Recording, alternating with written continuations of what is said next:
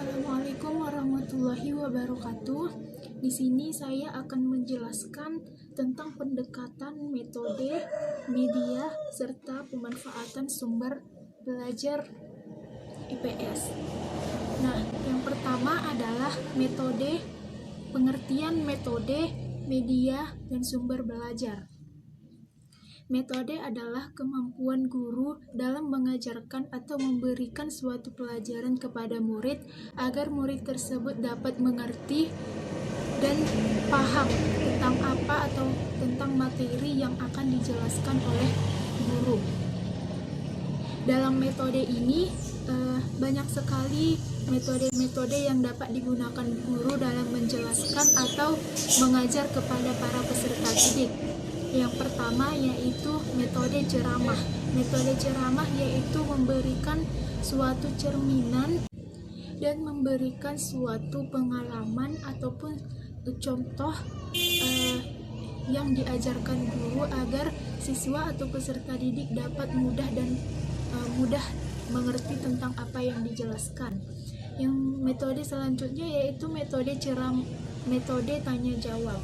Metode tanya jawab ini adalah guru ataupun siswa dapat bertanya kepada guru tentang suatu pelajaran atau materi yang tidak dimengerti. Dan sebaliknya, jika guru bertanya kepada siswa, maka siswa harus menjawabnya dengan benar, dan ini juga bisa dijadikan suatu metode menyimak. Yang selanjutnya yaitu metode diskusi. Metode diskusi yaitu di sini guru akan membagi beberapa kelompok dan siswa akan memberikan masalah kepada peserta didik, dan peserta didik harus memecahkan atau mencari solusi agar masalah tersebut dapat diselesaikan. Yang selanjutnya yaitu metode bermain peran. Memberikan masalah kepada peserta didik dan peserta didik harus memecahkan atau mencari solusi agar masalah tersebut dapat diselesaikan. Yang selanjutnya yaitu metode bermain peran. Peserta didik akan dibagi menjadi tokoh atau bercerita tentang cerita apa, dan di sini mereka harus berbincang atau mampu untuk berbicara dengan lawan mainnya. Yang selanjutnya yaitu media. Media adalah suatu bahan ataupun alat yang digunakan guru dalam mengajar atau memberikan penjelasan kepada peserta didik. Yang di sini beberapa contoh ataupun medianya yaitu yang pertama ada media visual. Media visual yaitu tidak dapat dipantulkan di layar. Contohnya yaitu gambar, grafik, bagan, ataupun peta konsep. Yang kedua yaitu media audio. Media audio yaitu media yang dapat didengar. Yang dapat didengar seperti suara ataupun suatu rekaman yang diberikan guru kepada siswa. Yang selanjutnya yaitu media audiovisual.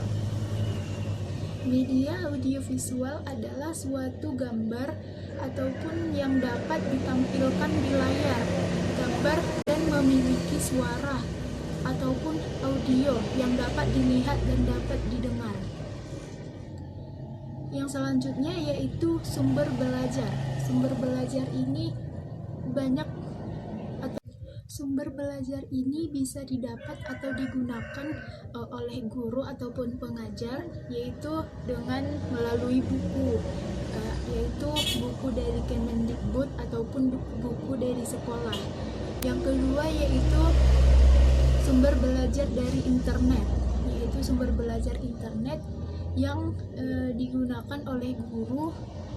Dengan adanya sumber belajar dari internet, maka guru dapat atau bisa memperlihatkan beberapa contoh seperti gambar kepada peserta didik agar peserta didik dapat paham dan mudah mengerti tentang apa yang diajarkan oleh guru.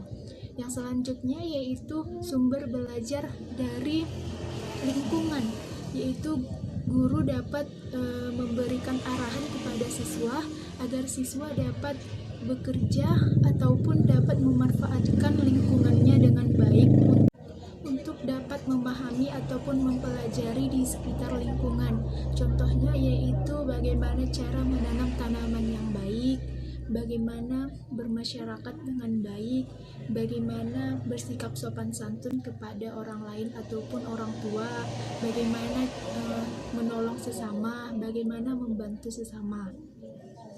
Nah, kesimpulannya yaitu metode adalah kemampuan guru dalam mengajarkan kepada peserta didik. Dengan metode ini dapat mempermudah dan bisa lebih memahami, siswa lebih memahami tentang apa yang diajarkan oleh guru. Yang kedua yaitu media yang sangat membantu kepada peserta didik karena bisa lebih paham karena adanya contoh. Yang ketiga yaitu sumber belajar yang bisa didapat di mana saja seperti buku, internet, lingkungan, ataupun keluarga. Mungkin cukup sekian dari penjelasan tentang pembahasan pendekatan metode media serta sumber belajar IPS. Saya akhiri dengan salam. Assalamualaikum warahmatullahi wabarakatuh.